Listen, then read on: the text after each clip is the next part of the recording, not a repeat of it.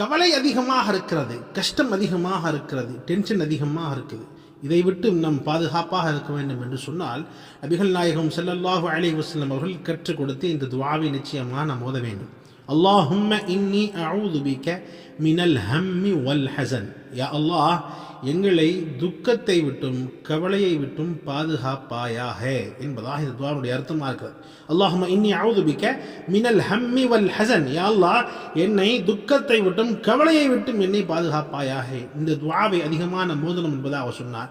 நிச்சயமாக கவலைகளை விட்டும் துக்கத்தை விட்டும் அல்லாஹ் பாதுகாப்பான். டென்ஷன் இருக்காது, டிப்ரெஷன் இருக்காது. நாம் செய்கிற வேலைகளில் நல்லபடியாக ஆரோக்கியத்தோடு நல்ல சிந்தனைகளோடு வேலை செய்யலாம். அப்போ இந்த துஆவை அதிகமாக ஓதிக்கொண்டே இருக்க வேண்டும். அல்லாஹும்ம இன்னி அஊது பிக மினல் ஹம்மி வல் ஹஸன். யா அல்லாஹ், துக்கத்தை விட்டும் கவலையை விட்டும் எங்களை பாதுகாப்பாயாக.